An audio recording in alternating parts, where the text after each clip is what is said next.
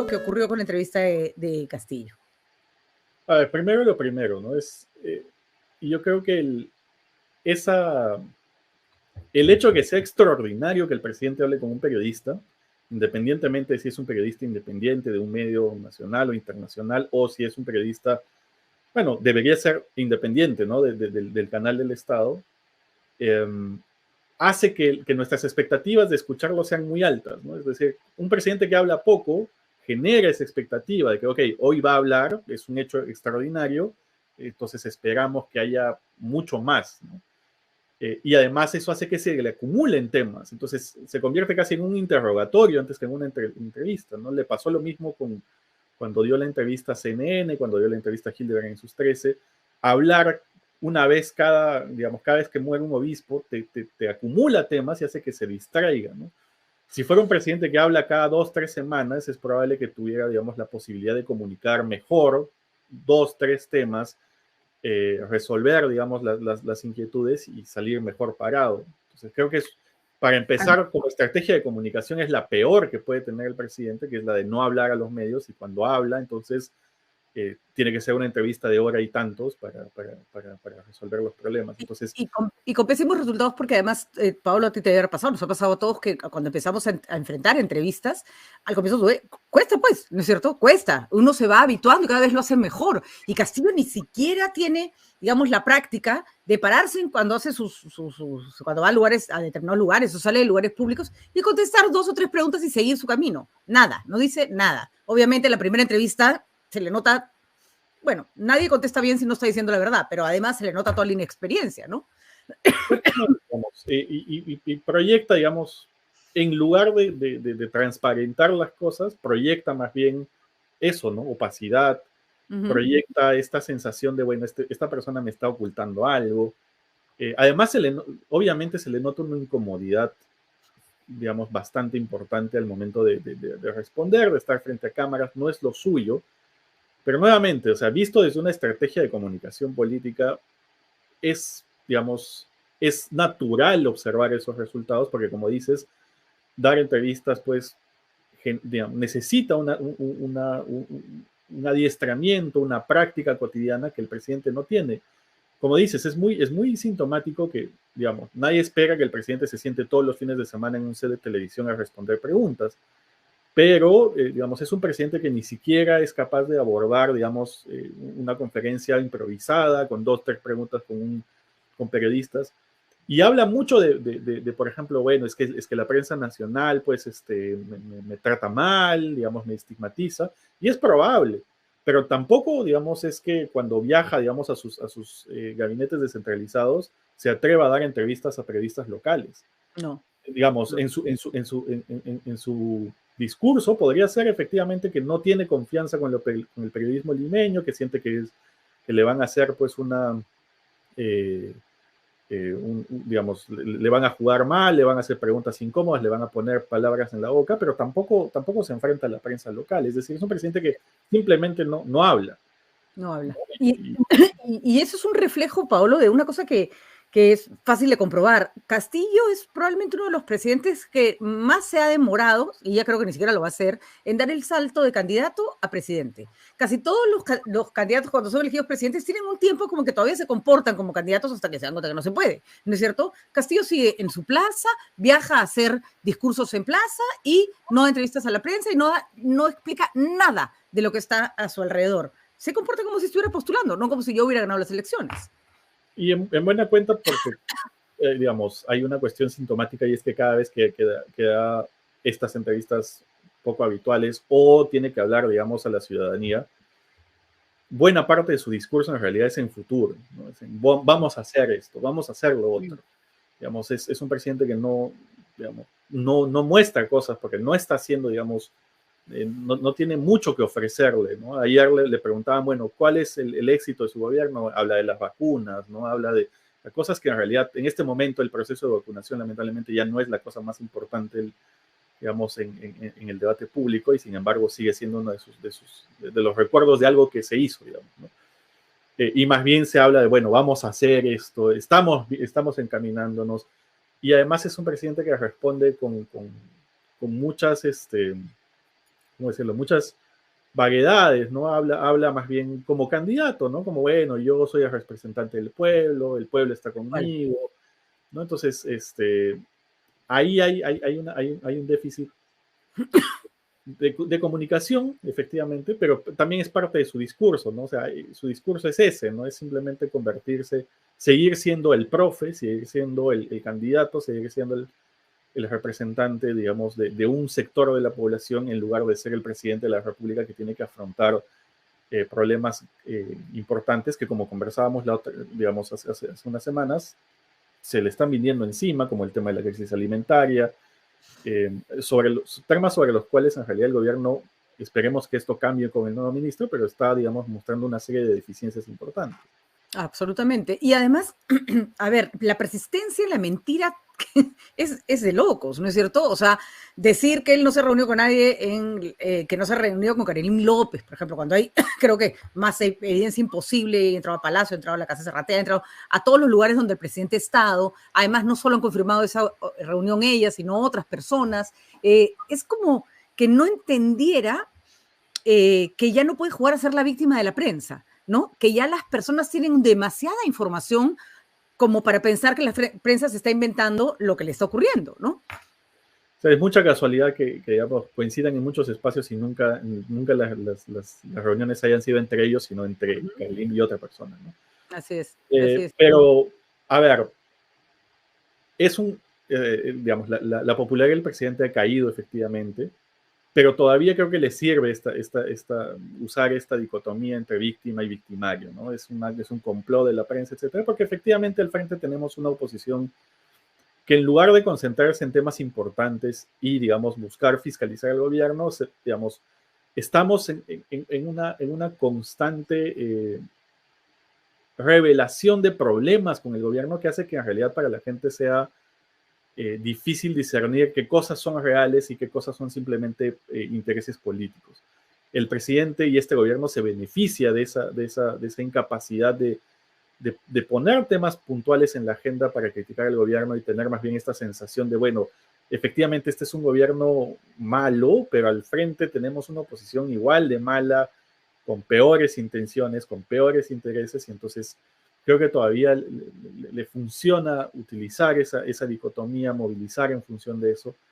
Entonces, ahí digamos que hay cierta, no realidad, sino como que creo que por casualidad más o menos que se encuentra, digamos, un poco esta estrategia con una percepción ciudadana que, digamos, se refleja en que tampoco, a pesar de ser un gobierno muy impopular, tampoco es que haya una reacción ciudadana muy fuerte en las calles, protestando, ¿no?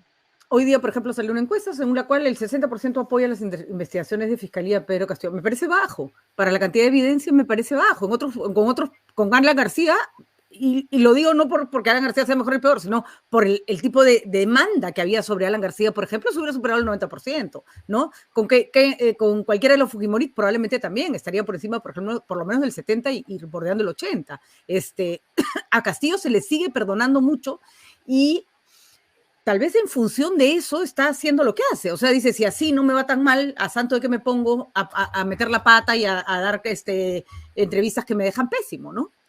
Sí, es que creo que hay un peso importante en este comportamiento de la oposición en todavía darle oxígeno. Cada uno de los errores de la oposición le da oxígeno al gobierno. Es un gobierno que está viviendo por eso, ¿no? Porque, nuevamente, ¿no? Hay una distracción tal de que es un gobierno al que se le critica por todo, lo cual no está mal, pero entonces desde la perspectiva del ciudadano precisamente es, bueno, a García los medios no lo criticaban así, a Humala quizás un poco más.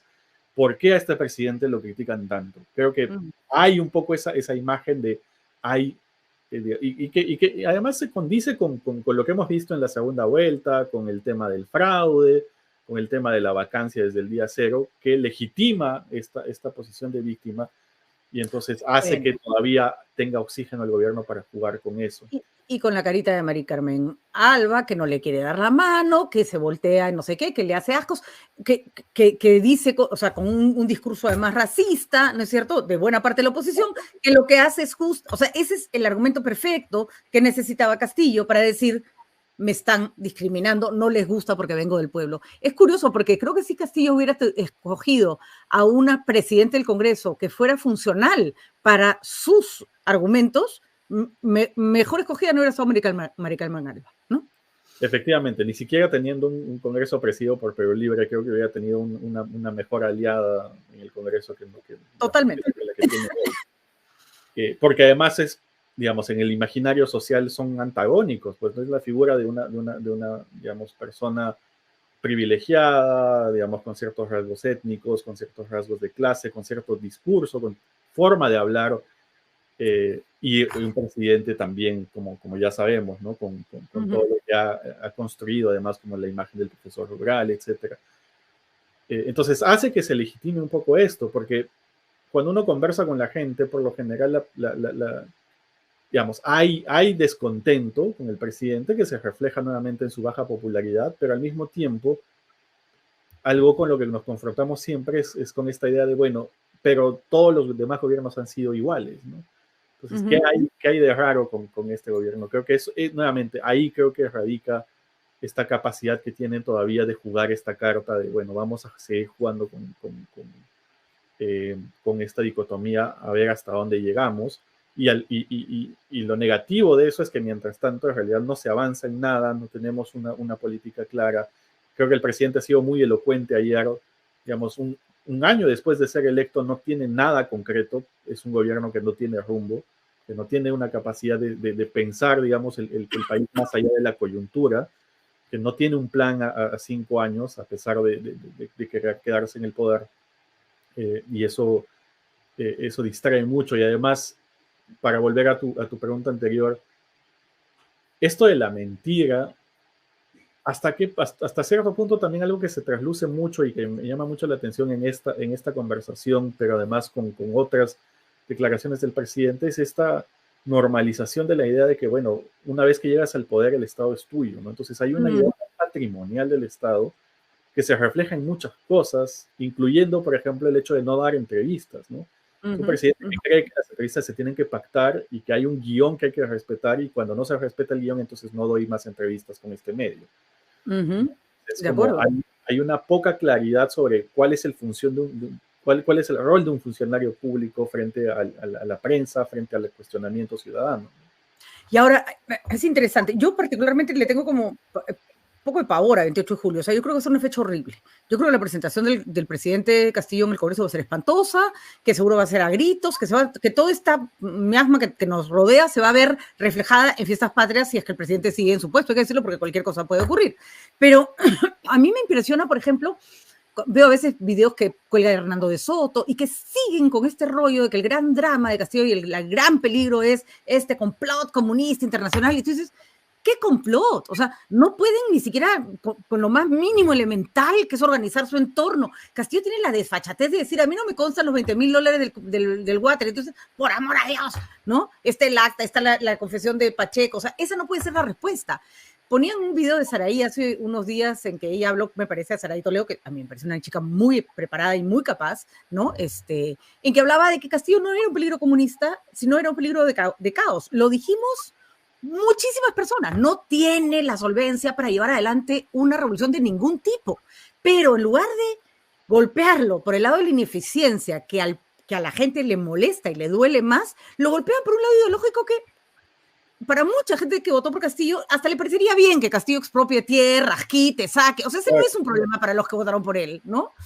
Pero es que es eso, ¿no? Es que es una oposición bastante deficiente que además da un mensaje contradictorio y no se da cuenta de lo contradictorio que es. Es decir, por un lado, digamos, las mismas personas que dicen que estamos frente a un complot comunista, digamos, una captura total del Estado, las instituciones, y hay una suerte de plan maestro que va avanzando, son las mismas personas que dicen que es un presidente ineficiente, incapaz, etc. Entonces, ¿cómo ambos imaginarios coexisten sobre la misma persona, ¿no? Entonces, ese ruido que se crea con esta disonancia entre estas dos imágenes también hace mella a la capacidad de fiscalizar, porque nuevamente, insisto, hay todavía un imaginario en la población de que la oposición no está interesada en fiscalizar, lo único que está interesada es en sacar a Castillo de la presidencia y tomar el poder, como sucedió en noviembre del año pasado con Manuel Merino.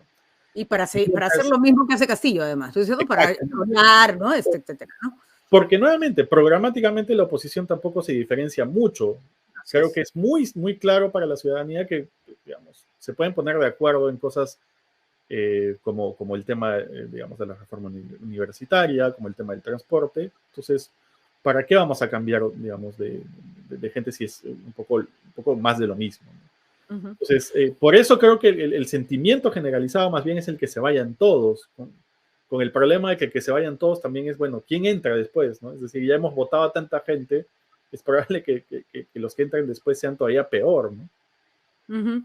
A ver, me molesta cuando la gente empieza a sacar conclusiones que no tienen nada que ver. Amara, me parece que eres buena nueva en este chat, genial, bájale el tono, no necesitamos mayúsculas. Dice que somos apoyando al delincuente. No sé de dónde saca esa aclaración, pero ese es el tipo de discurso que no logra entender dónde está el problema. En realidad, quienes apoyan al delincuente probablemente, Amara, sean las personas por las que tú votaste, que forman parte de la oposición, que no lo quieren sacar de el lugar donde está cuando ya tienen motivos de sobra. Así que vamos a organizarnos un poquito. Pero gracias por tu comentario igual, pero acá hay un punto que sí me interesa recalcar. El director del New York Times, el nuevo director, salió ayer con una entrevista clarísima en el que decía que le había recomendado a sus periodistas que dejen de usar Twitter y que no tuiteen tanto, porque el Twitter generaba una burbuja de conocimiento de la realidad que le correspondía a unos pocos, de personas que tienen agenda propia y tuiteros propios, digamos, ¿no es cierto? Y que genera una distorsión de la realidad en periodistas, en opinión pública, que jalan cosas de ahí,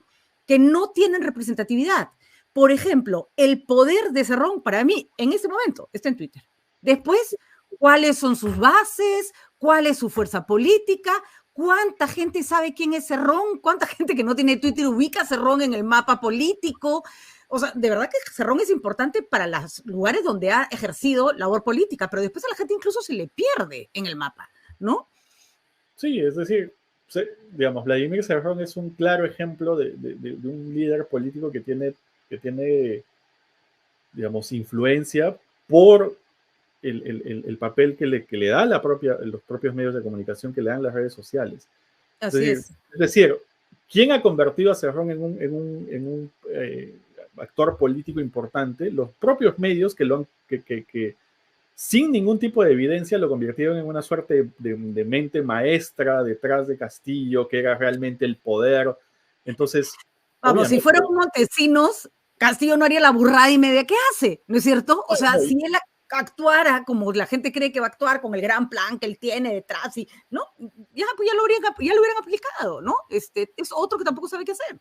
Es que si te das cuenta de lo que vamos discutiendo es nuevamente, ¿no? Es decir, la política peruana está muy articulada en función de imaginarios.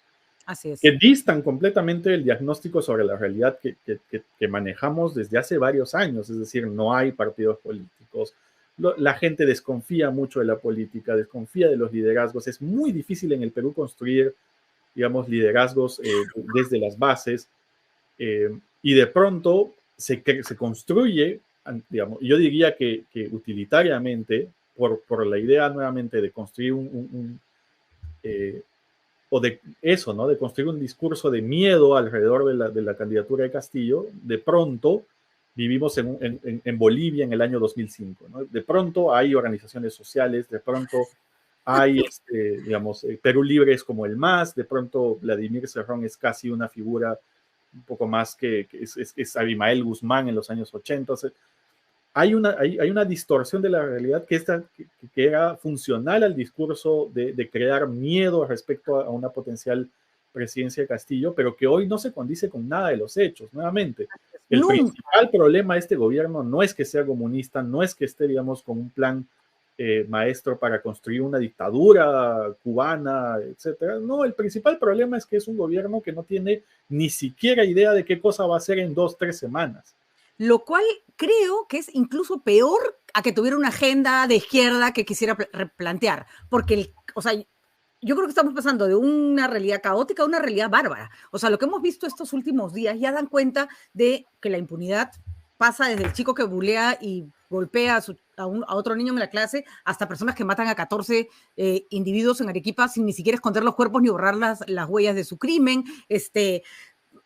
congresistas que se atreven a presentar así nomás, que no se juzgue a Merino por lo que pasó el 14 de noviembre, cuando yo digo, oye, si no había responsabilidad, pues que la justicia lo decida, ¿no? Gente que quiere equiparar, no sé, los muertos de una discoteca en el gobierno, me parece que fue Vizcarra o Sagasti, no me acuerdo, con los muertos de Inti Bryan, que eran chicos que estaban respondiendo contra el gobierno. Es decir, hemos relativizado lo que está bien y lo que está mal de una forma espantosa, y nos sorprende que la gente no salga a marchar porque se vaya a Castillo. Si hemos relativizado tanto lo que está bien y está mal, ya las personas no reaccionan, pues, ¿no?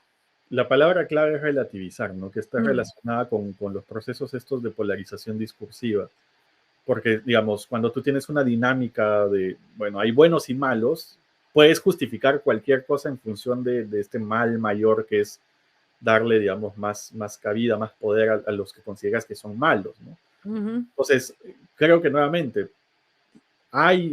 mencionabas estos comentarios en el chat, ¿no? Digamos, hay un imaginario que se construye en función de la polarización, que es, bueno, hay que destruir al enemigo y entonces cualquier cosa puede pasar por encima o puede ser relativizada en función de ese objetivo mayor. Entonces, nos resaltamos bastante, por ejemplo, las contorsiones que se hacen para justificar algunas medidas del gobierno. Digamos, cuando uno piensa en temas de conflictividad social, por ejemplo, ¿no? El gobierno de Castillo no tiene una aproximación muy distinta a la de los gobiernos anteriores. Uno pensaría que por ser un gobierno más de izquierda, por ser un gobierno, digamos, dirigido por un líder sindical, pues los conflictos sociales tendrían menos represión y sin embargo lo que vemos en las Bambas es muy parecido a lo que se ve en otros gobiernos. Y entonces, ¿dónde está también la crítica de la izquierda a ese tipo de problemas? No se observa porque, nuevamente, hay que defender a este gobierno digamos, simplemente para no darle más poder a la derecha golpista, etc. Entonces, esa relativización hace que se condone la mediocridad, que se condone el desgobierno, que es a lo que estamos yendo. Estoy de acuerdo contigo en el que más allá de tener, digamos, una gran pugna por quién impone una agenda política programática, lo que tenemos en realidad es un desmadre el presidente y sus ministros haciendo, digamos, tomando decisiones cuestionables y al mismo tiempo en el Congreso fragmentadamente unos toman una decisión, otros toman otras, digamos, decisiones igual de cuestionables, pero que al final del día se pueden condonar en función de esta agenda mayor. Creo que no es menor que el presidente ayer haya dicho algo como que, bueno, ni él mismo pone las manos al fuego por sus ministros. Digamos, ¿en qué contexto uno podría pensar que el gobierno no confía del gobierno, ¿no? Es decir, en unos meses el presidente va a decir, bueno, yo no confío de mis propias decisiones, ¿no? Es decir, es un presidente que ni siquiera confía en la gente que está poniendo en el poder.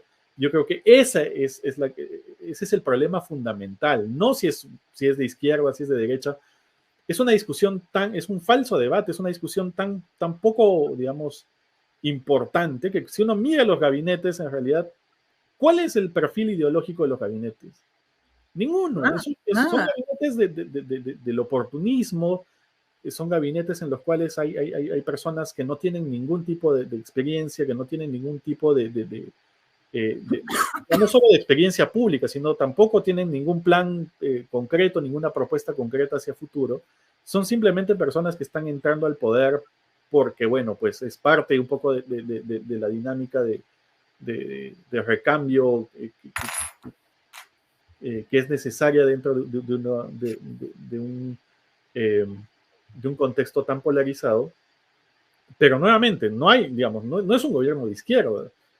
¿Qué política de izquierda existe que uno podría decir, ok, esto es claramente un ejemplo de que este gobierno tiene un programa político? Nada.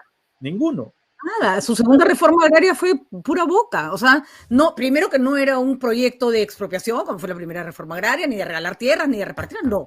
Se habló de incentivar el agro, que hubiera estado fantástico, bienvenida a la segunda reforma agraria, y ya vemos que ni siquiera pudo comprar fertilizantes. O sea, es puro cascarón, pero hay gente que se preocupa porque dice, entonces es bruto, no ladrón. No, es las dos cosas si quieren. O sea, la incompetencia no quita que además estén involucrados en actos de corrupción, pero sí le quita este plan maestro, ¿no? O sea, vamos, Chávez, el Evo, eran personas que tenían el mismo Correa, un andamiaje, un sostén en términos de organizaciones populares, las Fuerzas Armadas, plata, ¿no? Castillo no tiene nada, ¿no?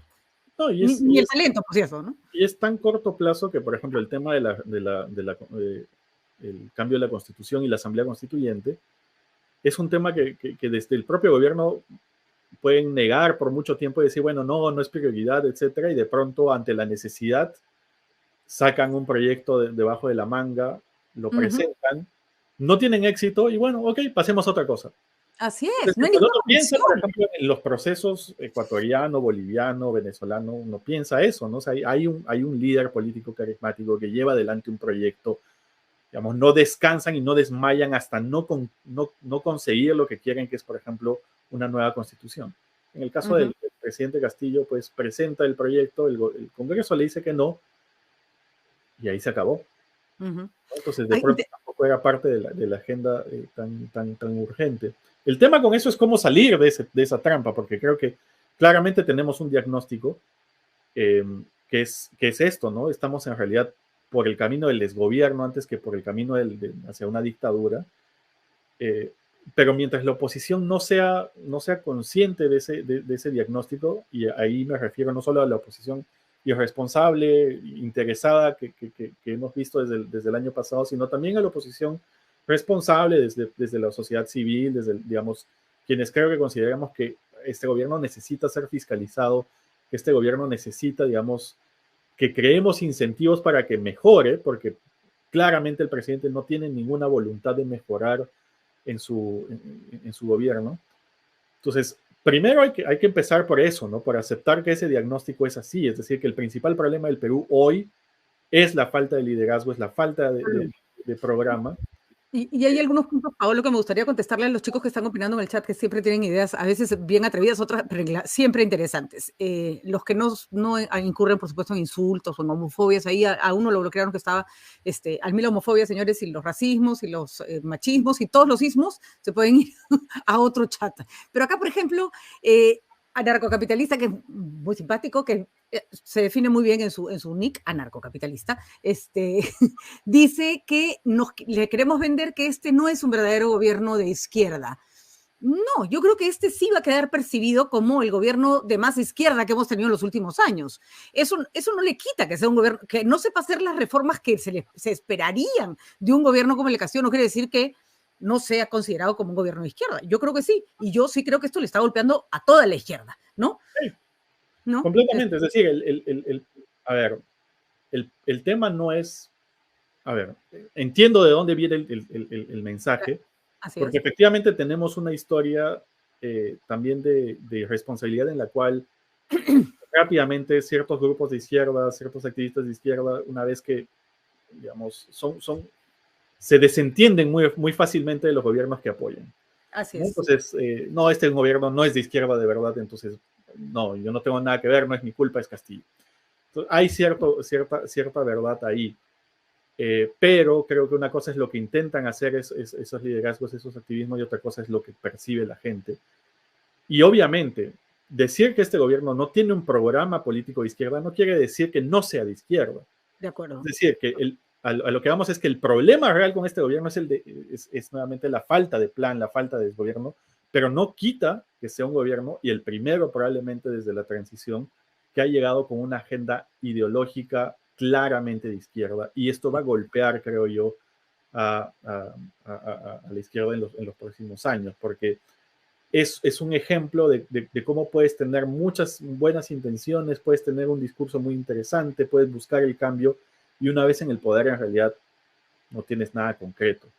¿no? Es más, el hecho de que no puedas tener ni siquiera un programa de izquierda que implementar, te habla mucho de la debilidad que puede tener, digamos, y de las deficiencias políticas que tiene, digamos, este sector. Y yo creo que estoy de acuerdo contigo, es un golpe muy fuerte, ¿no? Es decir, ¿quién va a querer votar nuevamente por un presidente de izquierda si ya sabes más o menos lo que está pasando? Además, si hacemos el paralelo con Humala, por ejemplo, ¿no es cierto? Humala llegó con una agenda que tuvo que digamos, maquillar bastante para que la gente votara por él en segunda vuelta sin tenerle tanto miedo, ¿no es cierto? Pero la derecha, cierta derecha, centro derecha, llámenlo como quieran, sí capturó buena parte de lo que Humala iba a hacer en términos económicos. No lo dejaron avanzar, con lo cual quiere decir que cuando la derecha se hace cargo de implantar una agenda que no necesariamente es cuando la que llegó el candidato, le fue bien. Pero la izquierda no ha podido hacer lo propio. La izquierda más responsable no ha podido hacer que Castillo avance sobre la base de los intereses que ellos hubieran querido como sector de la política, ¿no? Claro, ahora, hay que hacer una diferencia fundamental, diría yo, entre la experiencia de Humala y esta, ¿no? Es decir, Humala es un presidente que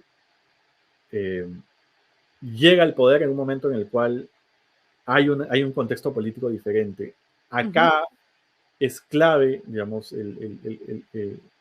que Castillo sea un presidente electo después de una crisis política continua, pero además después de las revelaciones del escándalo de Lavallato. Lo que hace el escándalo de Lavallato es destruir el establishment político, es destruir digamos, a las figuras políticas que habían tenido un peso importante en los últimos 10 años.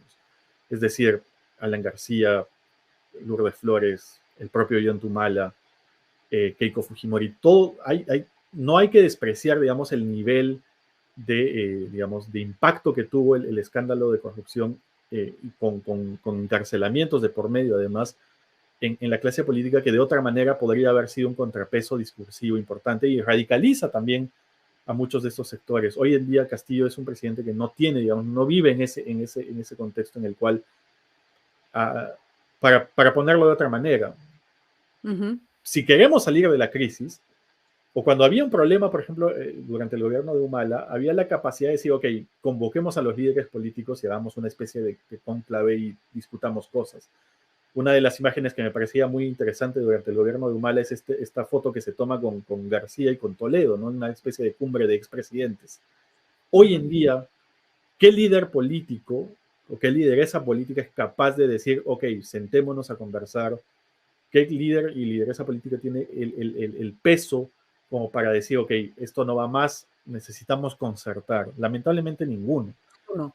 Y más bien lo que hay son incentivos para que líderes que en otro momento fueron importantes, como Lourdes Flores, entren, digamos, en una dinámica de radicalización, entren en una dinámica en la cual pueden justificar, digamos, pedidos o plataformas que en otro momento hubieran sido impensables, ¿no? Entonces creo que es parte... Además, no sé por qué los políticos peruanos, Paolo, creen que si se reciclan en radical, la gente los va a querer cuando no los quería cuando eran más o menos de centro. Es decir, yo veo a Lourdes Flores y digo, ¿a qué apunta? ¿A quién va a convencer? Si la gente ya la tachó hace demasiado tiempo, ¿no? Pero esto es algo nuevo. Ese es el tema. El radicalismo, digamos, tomar posiciones extremas es algo que hemos visto en los últimos años. Antes se premiaba la moderación, como tú bien decías, Humala es premiado por moderarse, ¿no? García también, la gente piensa en García por su gobierno, pero cuando uno recuerda al García del 2001, es también un presidente que se modera. García es como digamos, una de las principales, o una de las propuestas de García era volver a la Constitución del 79, en el año 2001. Entonces, nuevamente, antes premiábamos la moderación, hoy, después de la crisis política, después del Lavallato, tenemos incentivos, y después de la pandemia, además, tenemos incentivos para que los políticos se radicalicen, ¿no? Entonces, eso hay que tomarlo en cuenta. Hay una erosión, hay una degradación total. Si antes ya teníamos problemas de representación, ya teníamos políticos, digamos, con precarios, etcétera, hoy eso es peor. Y vuelvo un poco a tu reflexión inicial, digamos, en el sentido de que es un problema, digamos, que atañe no solo al presidente, sino a toda la clase política, que atañe a los congresistas. Y eso hace que pensar en una solución, en una salida, sea muy difícil, porque entonces se convierte en un problema sistemático. Castillo es presidente precisamente por eso, por el nivel de fragmentación que hubo en la campaña. Hay que recordar que es una primera vuelta muy fragmentada, con mucha, digamos, con mucha oferta. Entonces, hay una ¿cómo decirlo? Hay una correlación entre lo que estamos viendo hoy con este gobierno y en realidad que cualquier otro gobierno podría estar en las mismas situaciones, un poco mejor, un poco peor, pero siempre con este nivel de tensión entre políticos, con este nivel de intereses, digamos, desarticulados, ¿no? Nos comentan, se me perdió quién era, mil disculpas, que me pone, para terminar, Pablo, que los radicalismos son fáciles de vender. Si nosotros vemos la historia de nuestras últimas elecciones, incluida, por ejemplo, la elección del último alcalde de Lima, la gente no es tan amiga de la prepotencia, del radicalismo. Yo creo que incluso hubiera sido mucho más claro que si los radicalismos venden, que pasar a López Aliaga en lugar de Keiko, ¿no es cierto? Y Castillo, la gente no votó por radical, por lo menos no en segunda vuelta, votaron porque no era Keiko, por lo menos el voto que lo llevó a ganar. Entonces, ¿es el Perú, podría sí volverse un país donde el voto radical crece, como ha pasado en otros países de la región? Pero normalmente el Perú vota centro, ¿no? O sea, O sea, le apuesta al centro, ¿no? nuevamente, si el radicalismo vendiera, hubiéramos tenido a García como presidente del 2001, a Ollanta como presidente del 2006, a Así Keiko es. como presidenta del 2011, ¿no? Es decir, Ujú. o a Verónica Mendoza como presidenta del 2016. Así es. No, digamos, esto es algo que ha cambiado, pero sí hay que reconocer de que hoy en día vende el radicalismo, especialmente Claro, por esta cuestión discursiva, que es un problema peruano, sí, pero también hay un correlato global. totalmente. Tenemos a Trump, tuvimos a Trump en Estados Unidos, Bolsonaro en Le Europa. Pen en Europa, ¿no? Vox, o sea, por todos lados, ¿no? Claro, Le Pen nunca más cerca de ganar una elección en Francia. Es decir, hay un contexto global en el cual hay una insatisfacción muy fuerte con la democracia, hay una insatisfacción muy fuerte con el establishment, que hace que las propuestas radicales empiecen a ser, digamos, más atractivas. Y además, conforme van ganando en algunos espacios, Se contagian, pues. hay cierto contagio, ¿no? Hay esta idea, permíteme recordar que cuando estábamos en la antesala de las elecciones del año pasado, los medios iban buscando quién es el Trump peruano, ¿no? ¿Quién va a ser el Trump peruano? Entonces hay una expectativa que también se construye por parte de los medios de comunicación de quién va a ser este radical que nos va a llevar por la senda de lo que está sucediendo en otros países. Entonces, Y perdón. uno ve, disculpa, Pablo, nacer movimientos políticos o movimientos políticos que empiezan a radicalizarse en función de lo que ven que funciona en otros lados, ¿no es cierto? O sea, es absolutamente clara la ola, cómo se va extendiendo, ¿no? Claro, y estos grupos extremos en realidad, bueno, más allá, digamos, de lo que sucede a nivel comparativo en otros países, hay que reconocer eso, ¿no? Que estamos en un contexto internacional, cultural, en el cual se ha legitimado, se ha vuelto mainstream, digamos, ser radical. Antes era como precisamente muy marginal. Así Eh, es. y además, el radicalismo de derecha ha crecido. Esto es algo nuevo, digamos, Nuevo, que se ha sí. vuelto bastante importante. Pero además, hay países en los cuales esto tiene más posibilidad de tener éxito que en otros.